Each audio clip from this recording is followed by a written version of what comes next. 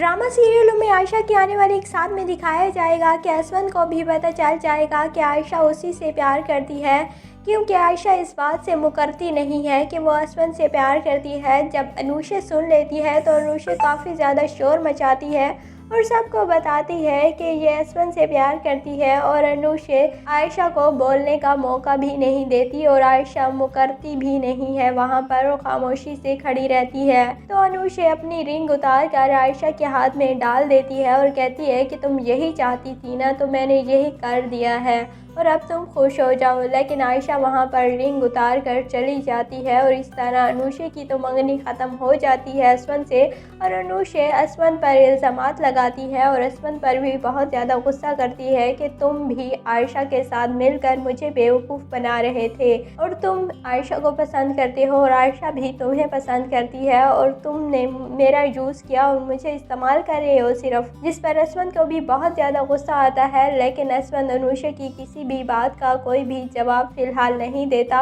और फिर आयशा घर बैठ जाती है छुपकर और डर जाती है कि वो असवन का सामना कैसे करेगी इतनी बड़ी बात हो जाने के बाद। लेकिन जवेरिया उसे समझाएगी कि तुम कितनी देर ही घर में छुप कर बैठ सकती हो और इस सारे मामले का सामना करो और ऑफिस जाओ। जिस पर आयशा फिर ऑफिस जाएगी और वहाँ पर असवन आयशा को बुला लेगा, कहेगा कि तुम मेरे कमरे में आओ, और वहाँ पर असवन काफ़ी ज़्यादा गुस्सा करेगा आयशा पर और कहेगा कि तुमने ये क्या रूमर फैलाया हुआ है सारे घर में, और तुम्हारी वजह से अनूशे ने मुझसे मंगनी भी ख़त्म कर दी है। और फिर असवन पूछेगा आयशा से कि क्या तुम वाकई मुझसे मोहब्बत करती हो, तो आयशा तो झूठ बोलती ही नहीं है, तो आयशा सच बता देगी असवन को कि हाँ मैं तुमसे मोहब्बत करती हूँ। जिस पर असवन बहुत ज़्यादा हैरान रह जाएगा ये इस बात सुनकर, क्योंकि असवन को बिल्कुल भी आइडिया नहीं था कि आयशा उससे प्यार करती होगी। दूसरी जानिब असवन की माँ तो बहुत ज़्यादा खुश होगी अनूशे के मंगनी ख़त्म कर देने से, क्योंकि असवन की माँ तो हमेशा से ही आयशा को बहू बनाना चाहती थी और अब